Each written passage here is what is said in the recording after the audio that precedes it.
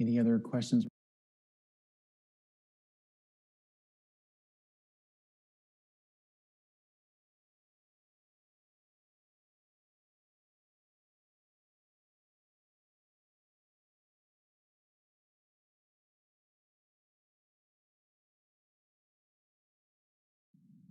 Any other questions?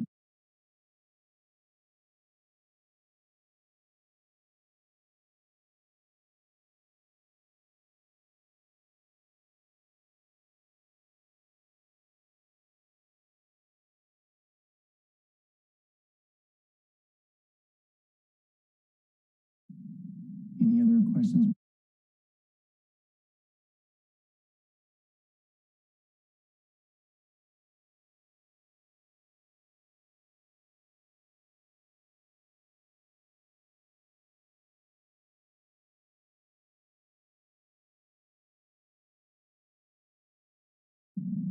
Any other questions?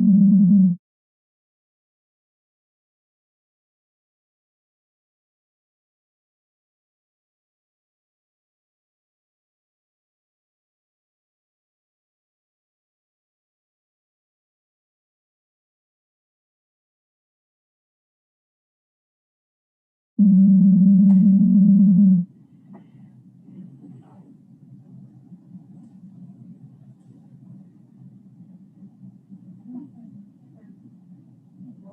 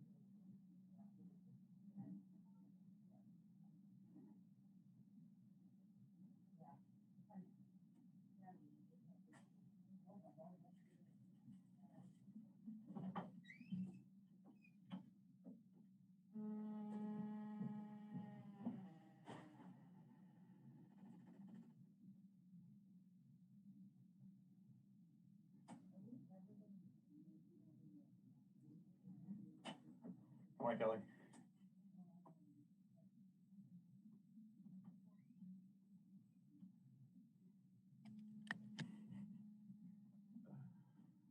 Oh, you ready for this? It might get interesting. Keep people showing up to comment. Good morning, Kelly.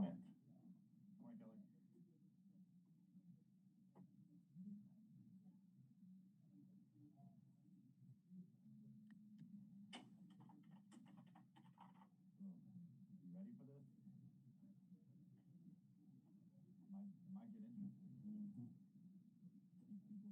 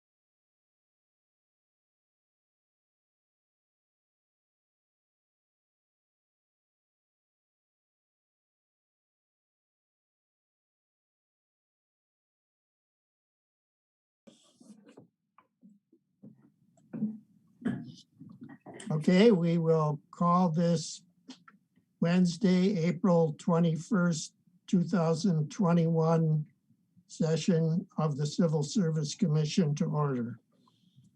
First on the agenda is roll call.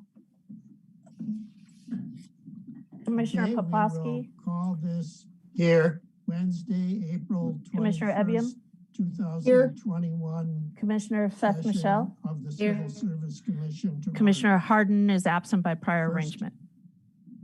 On the agenda is, okay, roll call.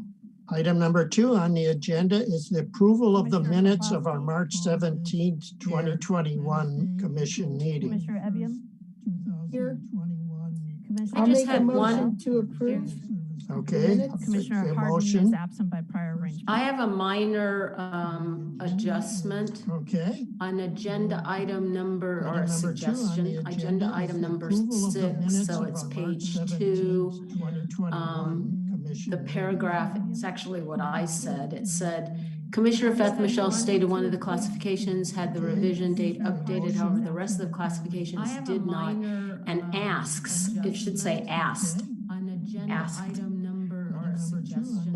There's something wrong. So it's All right. Anyway, and then I found there was another one. I said, it said. Commissioner Feth Michelle stated. It was minor. Had the revision. There was date another updated, typo. the rest of the Anyway. classifications did not. And I second. asks, it should say Okay, it's asked. been moved and Approval of the seconded. minutes. Any further discussion? All right. And then I Okay, found there was another one. Roll call. There was another one. I said, it said. Commissioner Poplawski, It was Aye. minor. There was Commissioner another Ebiam? typo. Anyway. Aye. Commissioner Feth I Michelle. second. Okay, Aye. it's been moved and Approval of the seconded. minutes. Okay, any further discussion? So now we are on, And then I okay, found there was another one. roll call. There was another one. Item number 3, Commissioner public Poplawski, expression. This is an opportunity for the public to address the commission on matters not listed on this agenda. Aye. Individuals wishing to address the commission under public expression are welcome to do so via email, Zoom, or voicemail message. Item number 3. So do we have anyone here for public expression? For the public to address the commission on matters not listed. Does not sound like we do. Individuals wishing to move to item number 4, employee organization. Are welcome to do so. And I do see Patrick. I don't know if you want to speak right now. Voicemail message. But you're muted. So do we have anyone? Thanks, Terry. Good morning, commissioners. Patrick Hickey, SEIU Local 1021. Don't have anything particularly to address, but I know that there are staff who are going to be speaking to an issue that's later on in the agenda regarding a new proposed classification. So we're very supportive of their concerns regarding this and echo what they have to say.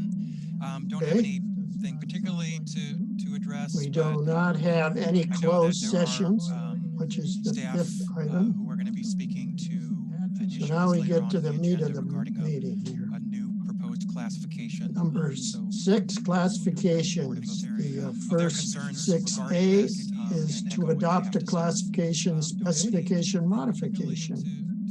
We do not have any language additions to existing classes. So now we get to the meat of the. So Johnny, are you doing this guy? Yes. Good morning, Johnny Cranmer, Human Resources Manager. This item is before you to seeking modification to standard language that's in the class specs. And part of this started in 2018. Human Resources began adding a standard language to newly created or updated class specs. The following 2 statements: that incumbents may be required to work weekends, special events, on call, or outside of normal work schedule. And that incumbents who drive on county business to carry out job-related duties must possess and maintain a valid California driver's license upon hire for the class of vehicle driven and meet automobility insurability requirements of the county. Well, that's hard to say. Additionally, since all county employees, by way of state, California government section code 3100 to 3109, serve as disaster service workers, we'd like to add a general statement to the class spec that states that they're required to serve as, declared and required to serve as disaster service workers if needed. And so our recommendation, of course, is that the commission approve the above language as presented or as modified by the commission. And I'm available if you have any questions. Required to serve as declared and required to serve I have a as question. service workers if needed. The first modification about incumbents may be required to work outside of the normal work schedule. Is there a time frame that employees would be notified by? I'm just concerned people that, you know, workers that have, let's say, have childcare issues. How would that be addressed? What's the time frame for notification of something like that? Most of the MOUs of people who are not exempt from FLSA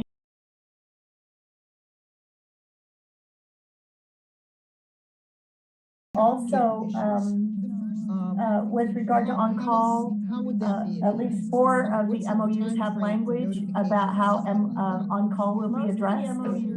And some of those departments that utilize on-call, they have processes that are already established. The Deputy Sheriff's Association is the only MOU that outlines how they're going to establish their on-call. And that is through a voluntary sign-up list, but it also, the unit also acknowledges that the assignment of on-call is within the constraints of the county budget and within the needs of the department head, which would be the sheriff, for operational, organizational, staffing activities. So, so generally those things are addressed in MOUs. There may be times in emergency where someone is asked to work a different schedule, and in the MOU, if there's MOU language, it requires that they be paid time and a half if they don't get the adequate notice for a schedule change as it's outlined in their MOU. Does that answer your questions? Do you have any? I think so. I thought I heard you say that only the Sheriff's Department had an outline that details it. So the Sheriff's Department is the only MOU that details how they're going to assign on-call, or they call it standby. The other bargaining units have language that states that it's an assignment that may be required, and it outlines the pay they're going to receive when they're assigned to standby pay or on-call pay. But those other 3 bargaining units don't outline the process by which the department will assign standby. Would that be a good thing to create for the other departments? Well, the departments most likely already have a process that they use, and if the bargaining unit wanted to negotiate that, they could bring it to the table during contract negotiations. I think the language that's in those 4 MOUs is what's been negotiated between the county and the bargaining unit. So it would be part of standard labor negotiations if they wanted to expand upon the language in their MOU. And this language, though, doesn't have to be negotiated. Is it correct? If the bargaining unit, and they were notified last week ahead of time, but if to notify us if they wish to meet and confer on it, and if the bargaining unit sees it as a change in working conditions, or or an attempt to change the MOU, then we would meet and confer upon their request. But normally, the class spec would not override any already agreed upon language in any given bargaining unit's MOU. Yeah. Okay.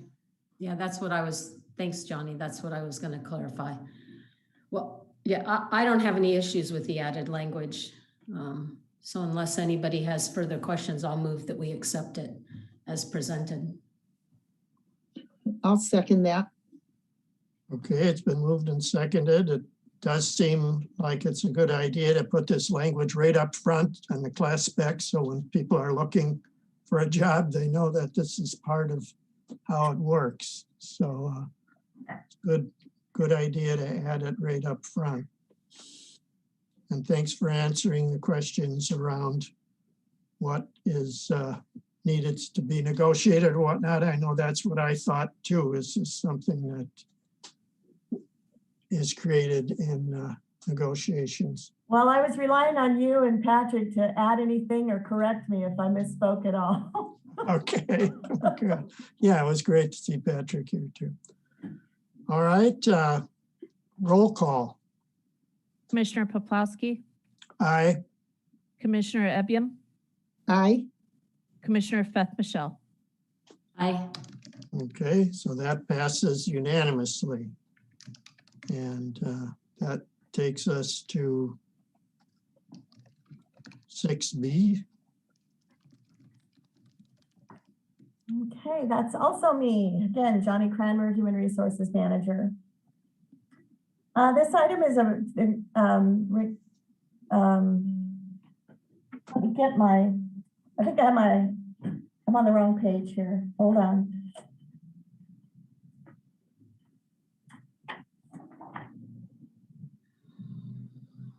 Actually, I think I have the agenda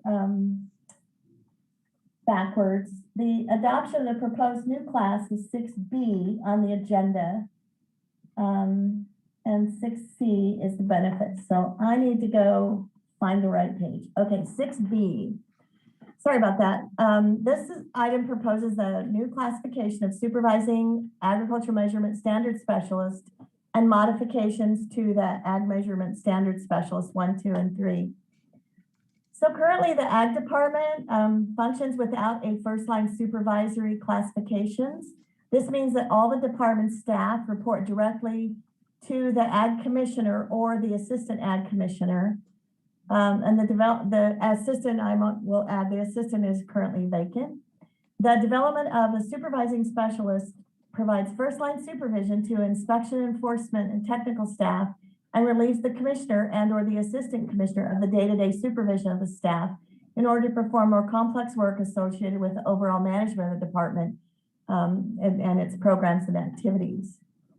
In addition to the development of the supervising ag standards specialist, the classification specs for the ag measurements 1, 2, and 3 have been modified to include distinguishing characteristics of the supervisory position and to remove the requirement that incumbents may occasionally lift up to 100 pounds. As the ag commissioner, sealer, weights and measures Jim Donnelly has indicated that there's no requirement for incumbents to lift over 50 pounds. And in the cases where there are items weighing over 50 pounds, they would generally be moved by the use of assists, such as manual assists and forklifts. Human Resources recommends the commission approve the classification of supervising agricultural measurement specialist and the modification of the ag standard specialist as presented or as modified by the commission. I'm available if you have questions. Okay, do we have a motion? No, I have a question again. Okay. So in this department, we have a commissioner, an assistant commissioner, and then we have specialists currently. So we're talking about adding a fourth layer here between the assistant commissioner and the specialist. How big a department is this? Let me get their position table up because I do have it handy. It is, they currently have 9 positions allocated. There have been times when they've had more, but they currently have 9. And they also have a group of extra help people who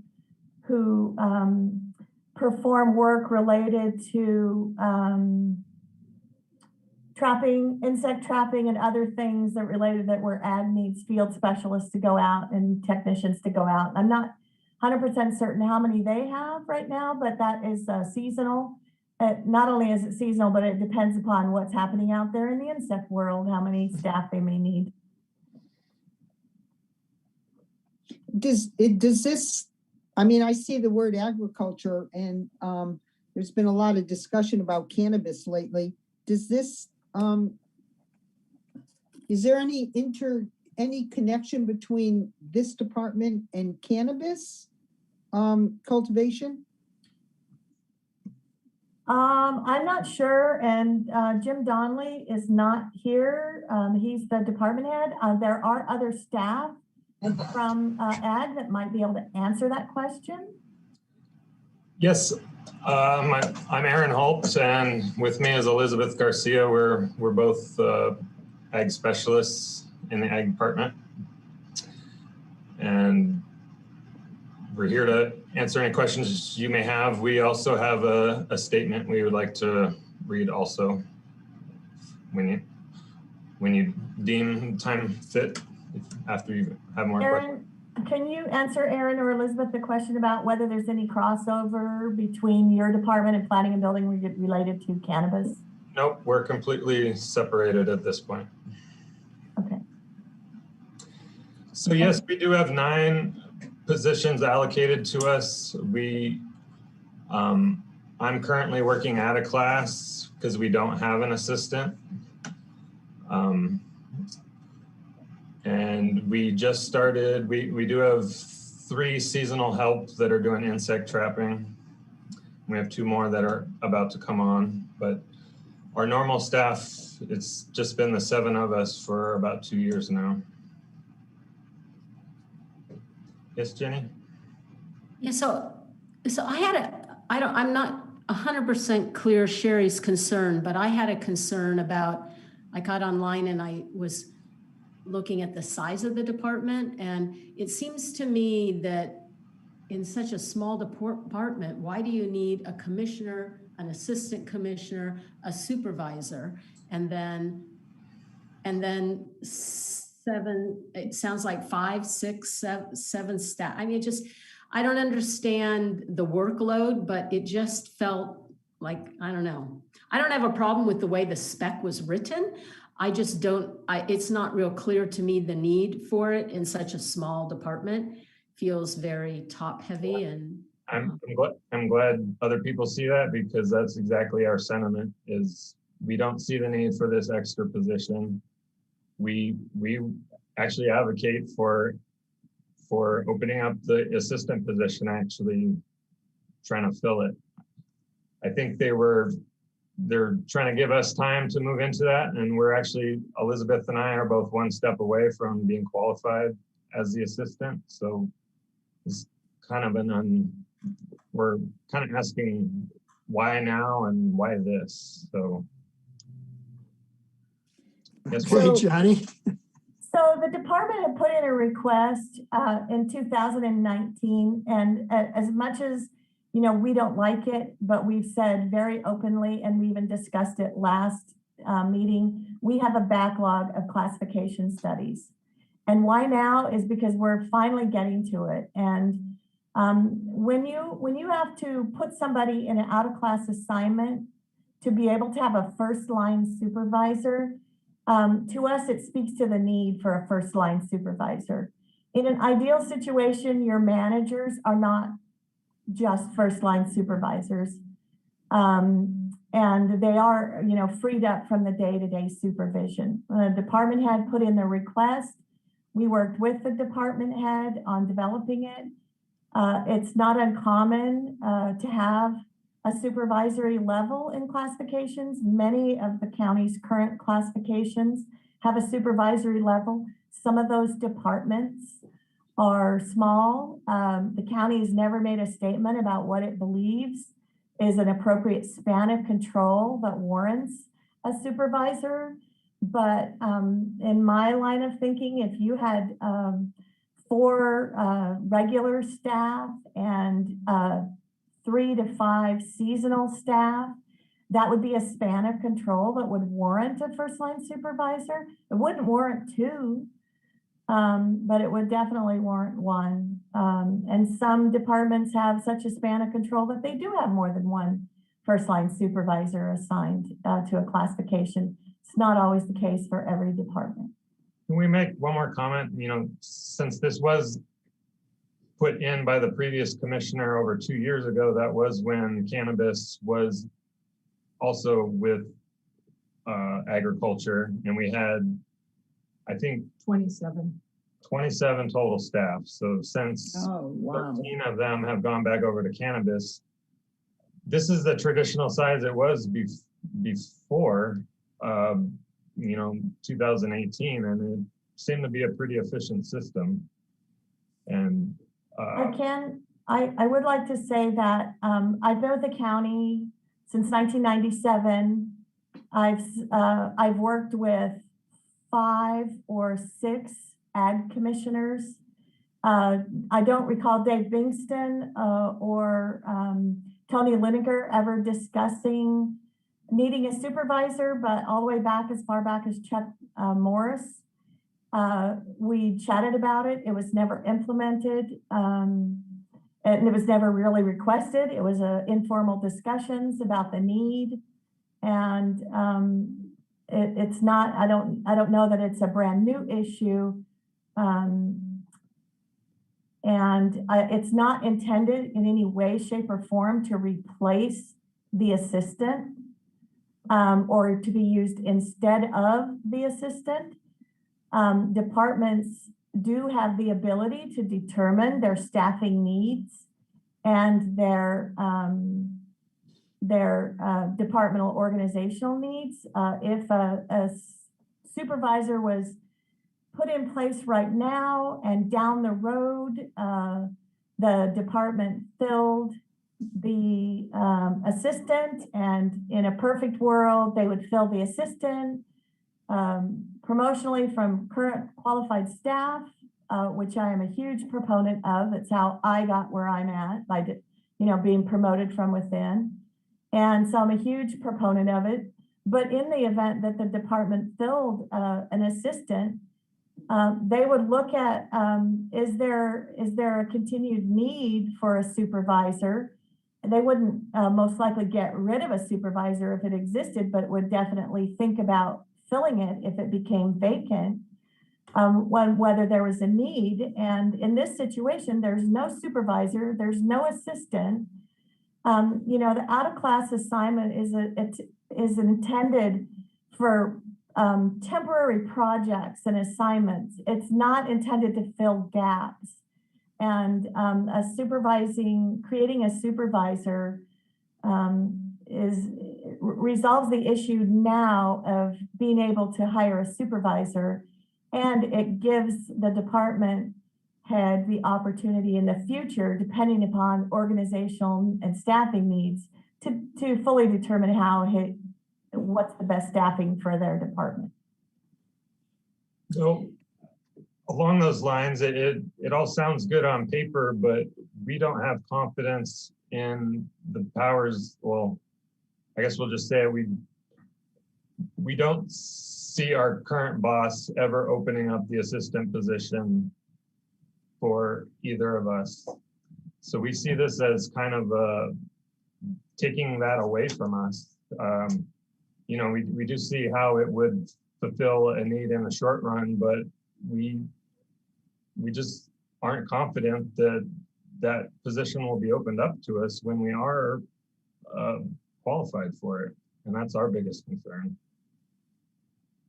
Okay, Sherry? How long has the assistant commissioner position been unfilled? 2 years. 2 years since the previous commissioner was let go and the assistant was moved up to the commissioner. So is there a problem filling that position? Why has it been unfilled for 2 years is a long time. My best knowledge is they're giving me the opportunity to pass my licensing exams. That hasn't happened in that time period. Like I said, Elizabeth and I are one exam date away from being qualified for it. I would gladly give up my out of class pay and step down from that if they did want to open up the assistant position. So probably partly budget and partly just trying to give us a chance to move up first. But we see the need to get a body in that position, in that chair, and because that's really what we need is just someone else to help out with everything. You know, if you look at the job classification of the supervising inspector position, they still have all the out in the field duties that an inspector would. You know, the assistant is meant to basically stay in the office and help the office managers and, you know, do contract work and take away the day-to-day management of employees. Not, you know, they don't have to go out and do inspections also. So we do need a separation of those two duties, I believe. This position is a mix of the deputy position or the assistant position and a field inspector, which is, and it's not this position wouldn't compensate that individual for the assistant commissioner duties, but it would be inefficient because you're doing an assistant commissioner job as well as being in the field. There's just not enough time to do both those jobs. If I could just speak to what Sherry said, Jenny, if do you want to make your comment first? I think the commissioner isn't here to speak to the need. I clearly hear what the employees are saying. And I think, you know, Sherry's question is really a question that should have been answered by the director or the commissioner. I would suggest that we hold this item until the director feels it's important enough to come and speak to the need. Otherwise, I will propose that we deny the request. I would second that. Okay, it's been moved and seconded that we deny the request. Are you suggesting that we table it for another meeting, or are you suggesting? I said either. I'm willing to okay. table it. Okay. If we don't table it, then then my motion was to deny it. I feel like there's lots of questions, and for me, when the director of the department, I mean, I really appreciate the employees here. It's good to have their feedback and their view of the lay of the land. But if the director isn't, or the commissioner in this case isn't, if they can't be here, then I think I have just a lot of questions that I'd like to hear from them. So it's kind of what we've been dealing with. So okay, can I just ask one more question to the two employees? Thank you for showing up, by the way. You said you're one exam away. When is the exam? When is that exam to take place? It's May 17th. So Aaron is taking the oral interview for both the deputy ag commissioner and the deputy sealer. I already have a sealer deputy license, and I'm taking the deputy agriculture inspector. So I already have a license. And Aaron is one step away from getting both his licenses as well. And that's next month. Wow.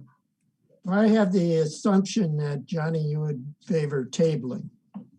I would favor table it, and I just wanted to respond to, well, you know, the job is very difficult to fill, and I would also am making the presumption that the department would prefer to fill it internally, and perhaps, and only he can speak to it, he has not requested to fill it because he does want to, you know, to look to filling it internally. In the past, when we filled the position, for assistant, when we recruited, the applicant pool has been very low. The requirements, as Elizabeth and Aaron can probably attest to, the examinations and certification process is quite lengthy and in some cases difficult.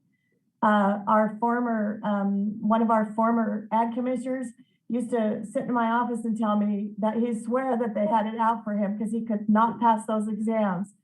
And they are very difficult. And so if we were to recruit from the outside, most likely the candidate pool is generally going to be non-existent, because what you have is assistants or deputies who are waiting, you know, not to leave their own county. And so our applicant pool is usually just only those people from other counties that, that either want to specifically come to Mendocino County or that do not see an opportunity in their current agency ever for them to be an assistant. Well, that's a rare case because we both are invested in this community. We're not. And that's what I'm saying, Aaron. That is exactly what I'm saying. It's very rare for people to apply for assistant commissioners outside of their own current county, unless they either want to come here or unless they do not ever see an opportunity in their own. So I'm saying exactly what you're saying. We understand you guys are vested, and I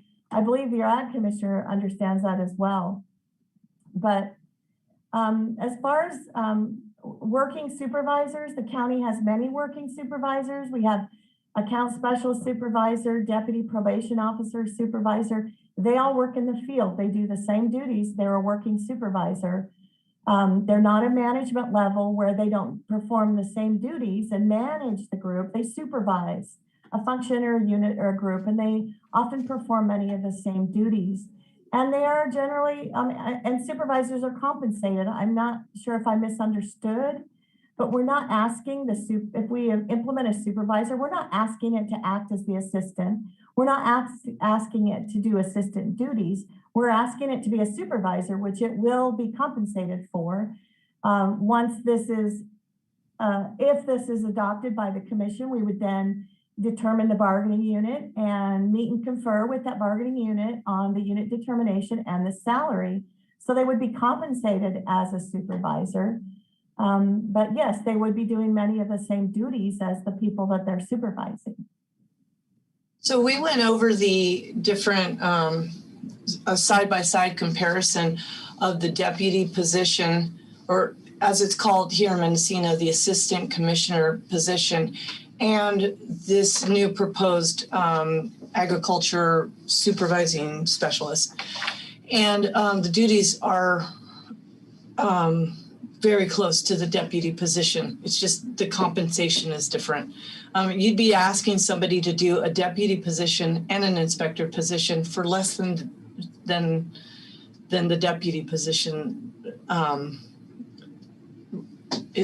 salary. When you talk about span of control, I totally understand that, Johnny, that we may be getting into a span of control where, especially when the trappers are here seasonally, but that is generally with a department this small, the operating and let's see, just the structure of the department is usually a commissioner, a deputy commissioner, and then the inspectors. We've looked at different counties. Trinity County has no inspector staff. They have a commissioner, a deputy commissioner. Lake County, which is closest to us, has a commissioner, a deputy commissioner, and 3 inspectors. Solano County has a commissioner, 4 deputies, and 14 inspectors, no supervising inspector. Butte County has a commissioner, a deputy sealer, 2 supervising inspectors, and 4 senior inspectors. But they also have just a lot more people, and then they have also seasonal trappers. Sonoma County does not have any kind of supervising inspector. They have almost 40 staff. They have a commissioner, a chief deputy, an 2 chief deputies, 3 regular deputies, 13 senior inspectors. So this, for a small department like this, what we really do need is the deputy position opened, and not a supervising inspector, because it wouldn't be efficient. We'd still be out there doing the job as a field inspector and trying to supervise staff and running the department. So I would like to reiterate my proposal, and I would hope that the employees would come back and have the same type of dialogue when we can hear both sides. I feel like I understand where you're coming from, and what you're saying spoke to the gut reaction that I have, but we don't have the commissioner here, and so I would just like to restate, I'd like to either table this, or if we can't table it, then I have a motion. And I don't, I just feel like this is nice information, but I want to hear both sides. And I don't think we're getting that here. And so I feel like this isn't a really good use of anyone's time. I think we should table this. So, which I believe I can do without a motion. I'll move to table it. Okay. I'll second that. Okay, roll call.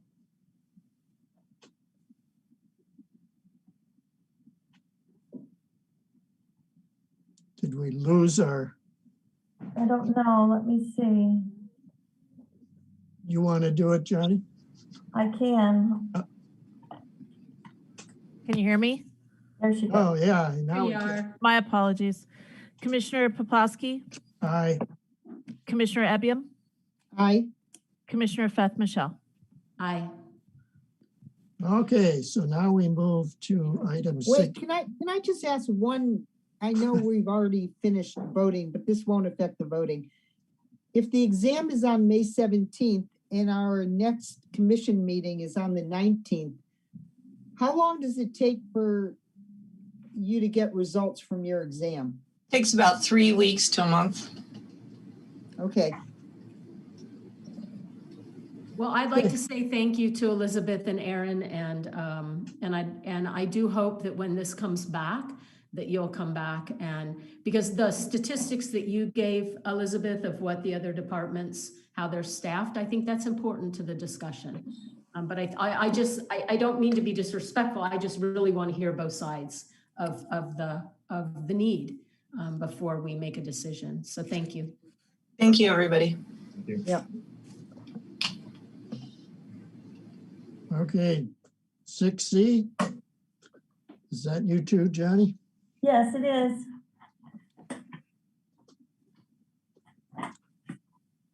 Take it away.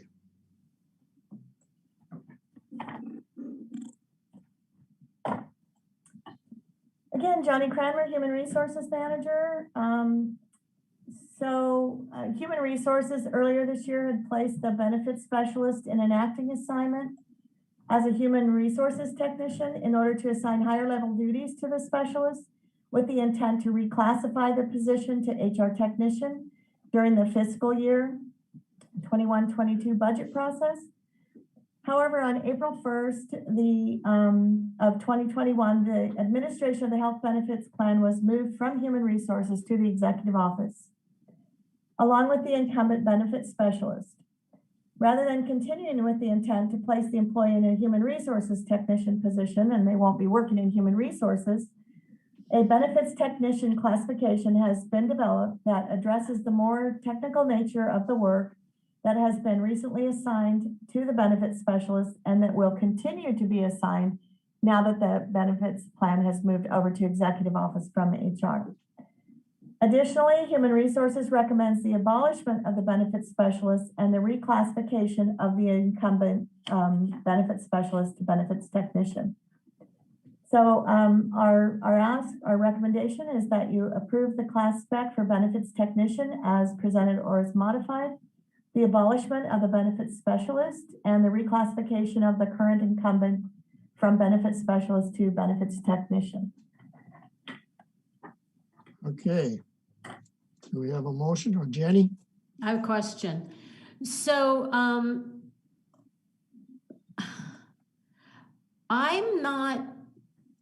the concern I have is the change. I don't have a problem with the specs.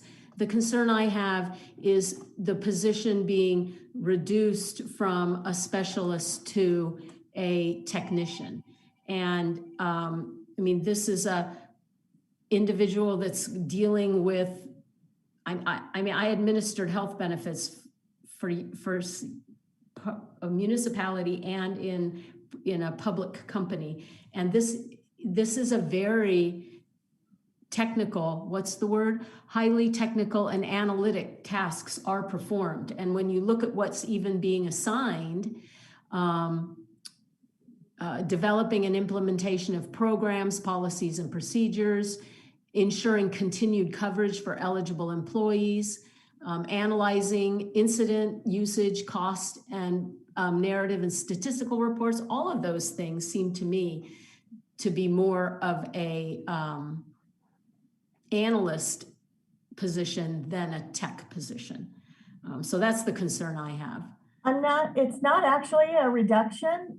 It would, if the current benefits specialist is a lower paying job, and when we were planning to make it an HR tech, that would have actually been an advance for the person. And so, although, you know, we don't generally talk about salary until we get to the bargaining unit level, the assumption would be that it's going to be the equivalent of a technician, not lesser than the current specialist. So I'm not quite sure where, or if there's something in it that makes it read in it that makes you feel like it's a reduction, then I'm curious to know what that might be. Yeah, so maybe I misread then, because it says this class is distinguished from the clerical position by the performance of technical and specialized duties associated with health plan, other health plan programs. This class is distinguished from the analyst classification by the latter's performance of highly technical. So is the latter referring to the analyst?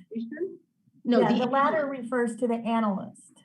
Okay, and so the analyst performs highly technical. So this class, analytical duties, technician, is distinguished from the analyst by the latter's performance of highly technical and analytic tasks performed with a high level of critical thinking and independent judgment. So what I thought this position was between the clerical and the analyst. So it went clerical, technician, analyst. Yes.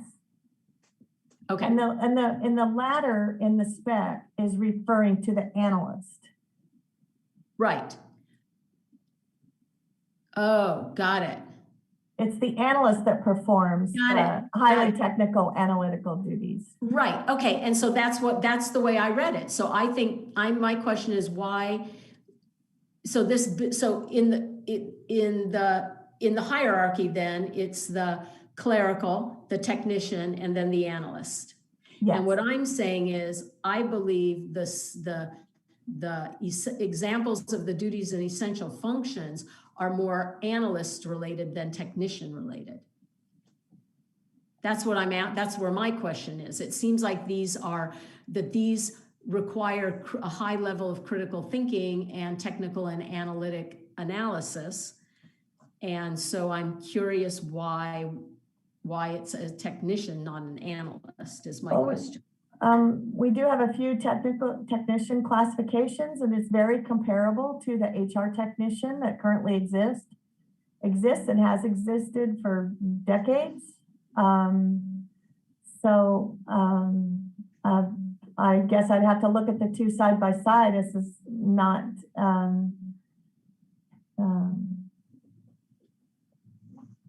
I guess I have a question. Is the specialist term, it looks like it's going to go away? Or yes, that's we're a asking to abolish it. proposal? I mean, is it any different specs than the technician? It is different, so I included it. But because the benefits technician is a new one, I didn't cross over with a bunch of adds and, strike throughs, and I'm making for a messy, Sure. copy to look at. But the technician, the benefit specialist was performing what I would classify as mostly customer service. And we needed that, we wanted that person to perform, some spreadsheet work, some review work, we thought was the equivalent more of the current technician level for HR, which is why we had the incumbent in an acting assignment. And, had the benefits not moved, to the executive office, we would be asking today that the incumbent be reclassified to HR technician. But that's not the case. So we had to create a new classification. Okay, Sherry. So I'm a bit confused by the background analysis. The first sentence that HR had placed the benefits specialist incumbent in an acting assignment as as HR technician in order to assign higher level duties to the benefits specialist. So from that, it appears as if the benefits specialist has higher level duties than the technician, but I've heard this morning that that's the opposite. And then to assign higher level duties to the benefits specialist, you're talking about eliminating the benefits specialist position. So there's two things there that, to me, they seem contradictory to what I've heard and what I understand. I think you may be somewhat confused because we also had analyst in there, which is really the higher than technician, whereas the benefit specialist is the lower than technician. Right, but it says in order to assign higher level duties to the benefits specialist. Sherry, can I just clarify? The county has a policy 41. It's an acting assignment and out of class assignment. And it allows, when you have a need that I've got this person here and I need to assign them higher level duties on a temporary basis or for this project, then you assign them in an acting assignment so that you can compensate them for doing higher level duties. Okay. There's two different ways. They can be out of class, meaning they're doing some duties that are higher than their class, or there's acting assignment, which means that they're going to act in a higher capacity. They're not really going to do some few duties, but they're going to do these duties that are specific to a classification. When that happened and it was determined that this is going to be a permanent need, it's not a temporary need, then the plan was to reclassify the incumbent to an HR technician during the budget year. Okay. Which is a higher level job than the benefits specialist. It's a higher level responsibility and it's higher pay. So Now that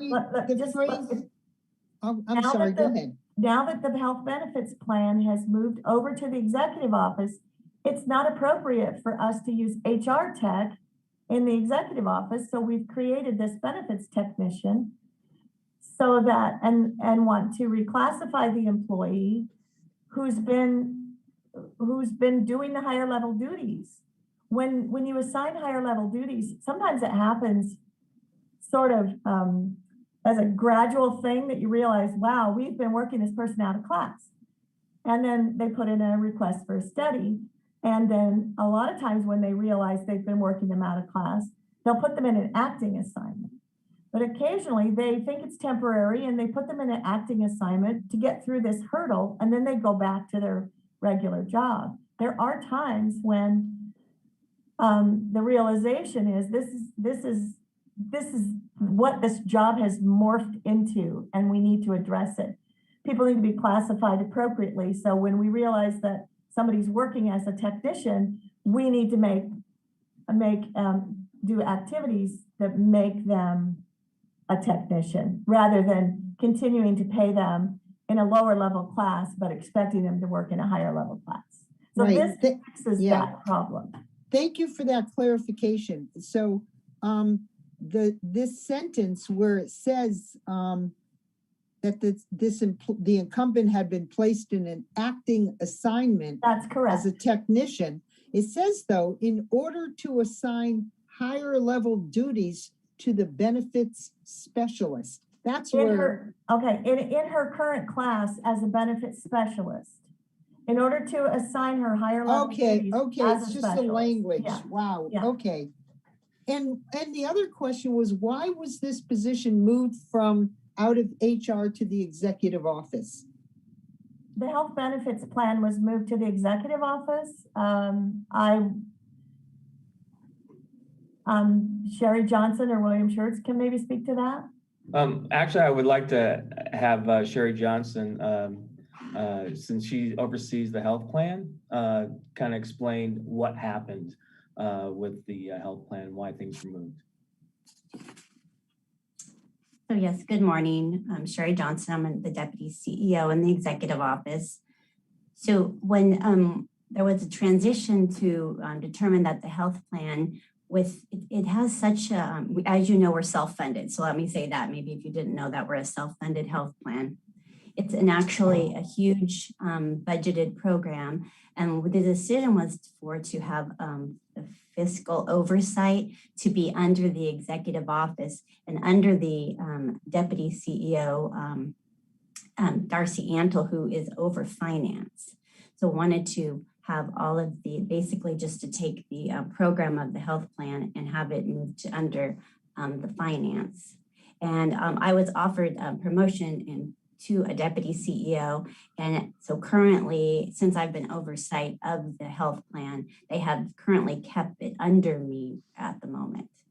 So with that, we needed to bring the staff, the experts, if you will, over with us. So Emma Saucedo and Deanna Boughton are the incumbents under the health plan. And so they have also come to the executive office to run the health plan.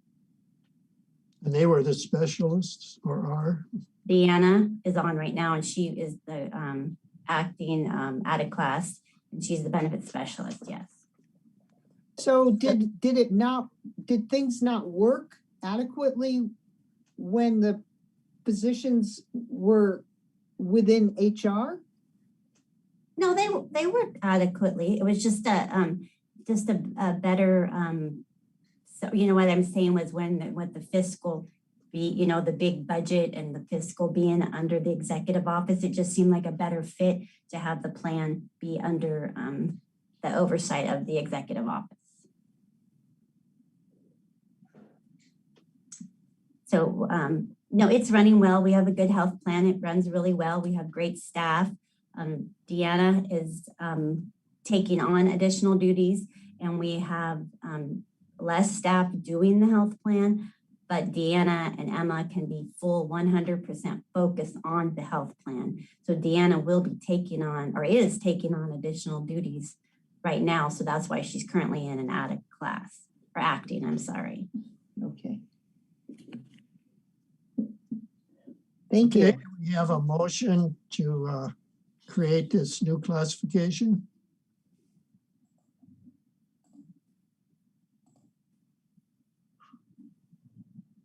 Well, I don't think, my question about why is it not an analyst versus a technician, I don't think, I'm concerned that you're gonna have this person, I don't know, I compared many of the essential duties of this position to the specialist, and there aren't significant changes, at least in the essential duties, other than you removed the MSSDP program, and there might have been one other one.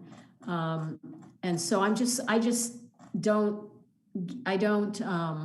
don't know, maybe somebody can speak to why this person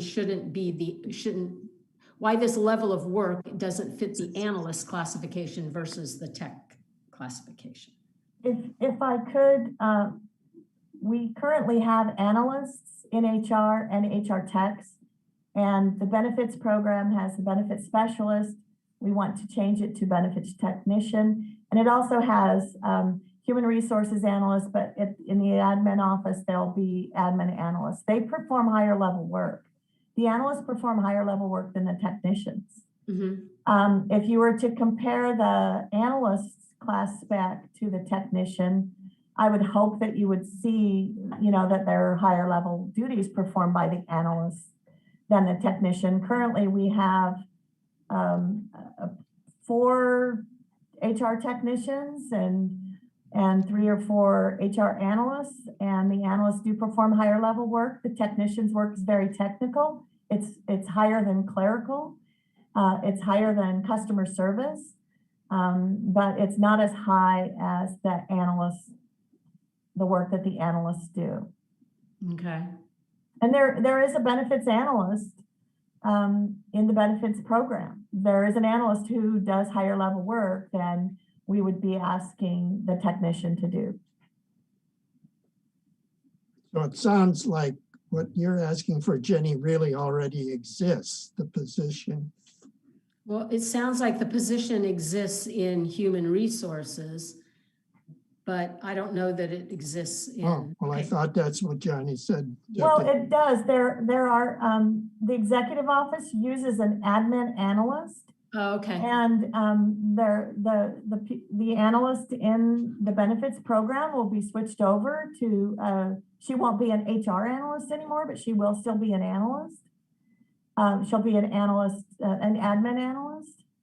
And Sherry Johnson may have something else to add to. Okay, I just found I went to the human resource analyst, and there are I can see that there are higher job functions there. So yeah, it's just my guts. Yeah, I don't know. Okay, this is the way you have it set up. So I'll move to accept the spec as presented. And what's the term? Abolish the. Well, let's just do one at a time. Okay, all right. One I'll function move to at a time. accept these, the benefit technician spec as presented. I'll second that. Okay, roll call. Commissioner Poplawski, Aye. Commissioner Ebiam, Aye. Commissioner Feth Michelle.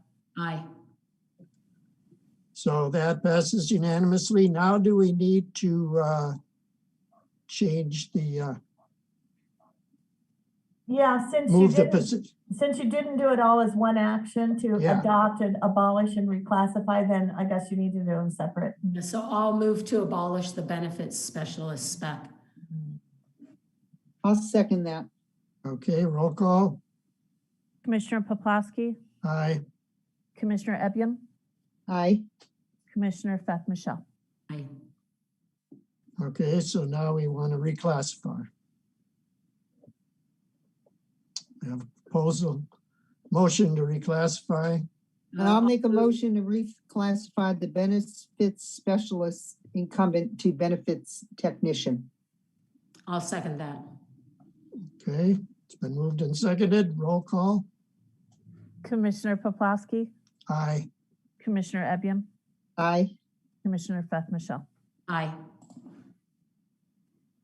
Okay, that also passes unanimously, and I believe that addresses the entire item 6 on the agenda, right? Yeah. So now we have other business. Do we have any other business?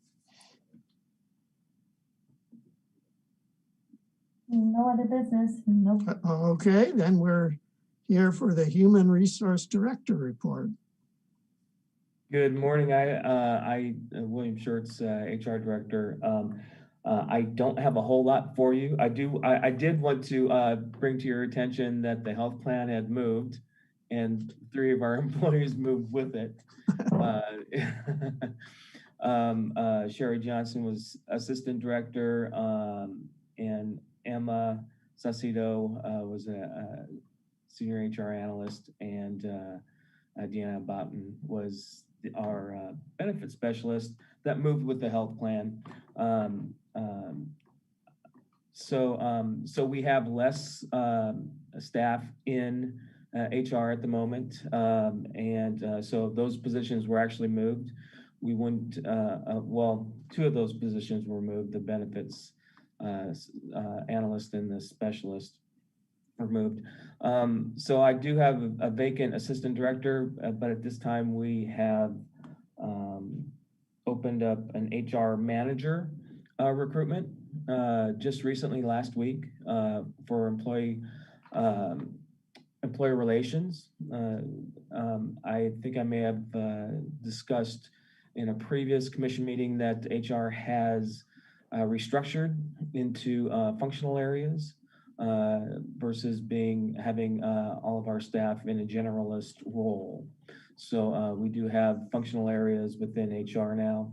And so one of those areas that we need some support is employee relations, because Assistant Director Sherry Johnson had spent a lot of time in that role of managing employee relations.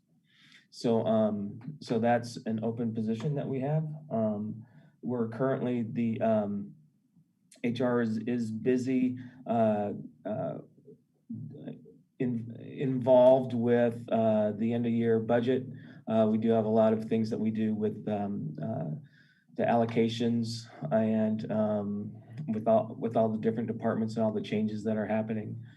So we are very much involved in that. So we're busy in those areas, as well as we continue to recruit. That is a never-ending process for us. It really hasn't slowed down, and so we continue to recruit, and we have done throughout the entire pandemic. I don't think that we've really seen much of a slowdown over the last year. So that continues to happen. And like Johnny had said, we are getting to some of the class studies, and as part of the HR organization restructure, we're able to have some staff focus more and solely on classification issues, and as well as the other major functional areas within HR. So I think things are going well with HR at the moment, with the exception of having to give up a few people to the executive office. But we'll rebound, and we'll continue to do the great job that we're doing. That's what I have. Thank you. Sounds good. Thank you. Is there an opportunity to ask questions here? Sure. Sure. So I'm curious, when you talk about restructuring HR into functional areas, how many different functional areas are there? What are there going to be? Or so are there? Right. So what we have a classification and compensation area to deal with all those issues, reclassifications, and the things that Johnny deals with. She's the HR manager over that. We have a recruitment functional area, and that's our HR manager, Denise Bartlome, is the manager over that. We also have the functional area of employee relations, which deals with investigations, employee complaints, labor issues, which we're seeking to put an HR manager over that. Currently, hopefully we'll find a really good applicant for that, a candidate. And then we also have, excuse me, workforce development. So we have a senior HR analyst that deals with the workforce development, which is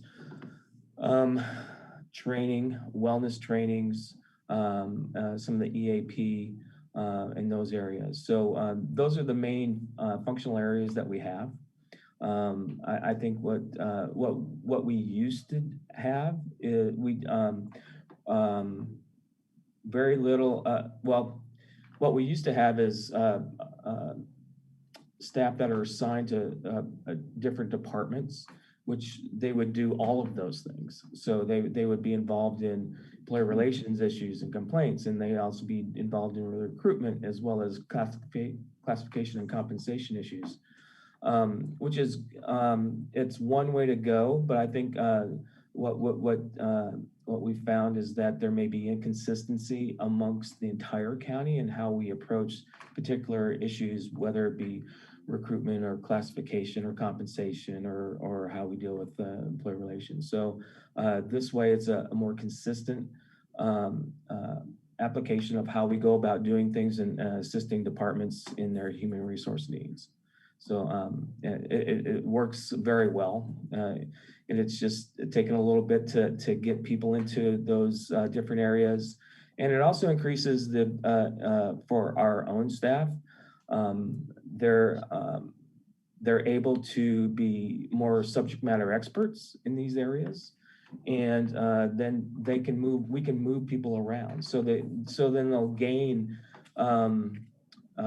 more experience, more expertise in areas versus just being a generalist and having, right, a kind of a knowledge base versus an expertise. And you mentioned Sherry Johnson moving somewhere and the employee relations position being open. Did you have to create a new position in this restructuring? No, we did create a new position. We actually had a vacant HR manager position. We've had that for quite some time.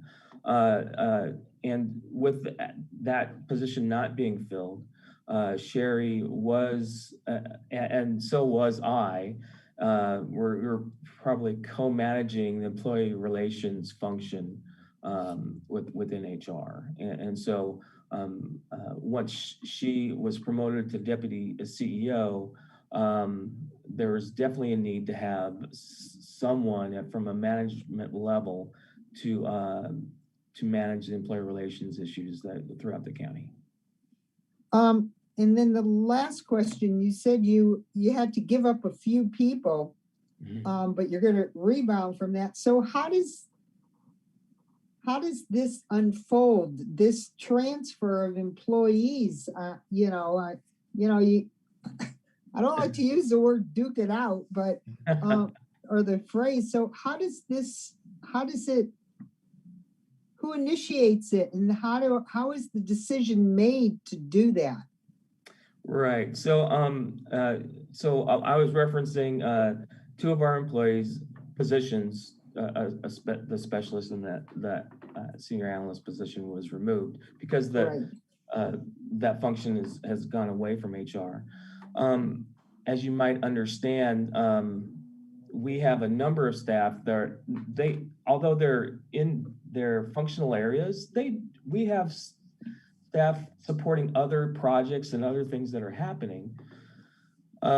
So when you remove two staff out of the department, that has an impact on other staff, and we have to move some other projects or what other support into for other positions that are appropriate. And so to rebound from that, I'm constantly looking at the need that we have in order to best support the county departments and the employees, to ensure that we are able to provide that support in a manner where it's consistent and it's responsive. And so it's upon me to work with the executive office on budget issues, to request for funding positions and filling positions. We do have a number of vacant positions within HR right now. So it's one of those things that right now, since we've lost 2 of the staff to the executive office, it's incumbent upon me to request to fill other positions and to work with the executive office in getting that permission to do so. So it sounds like this was initiated by the executive office, and is that office able to, by executive order, make this happen? No, I think it's more along the lines of, well, they did say we would like to have the health plan over there under fiscal, which it does make a lot of sense. It's So, but no, I have to go through the regular process of requesting positions to be funded and having that the permission to do so, get the approvals.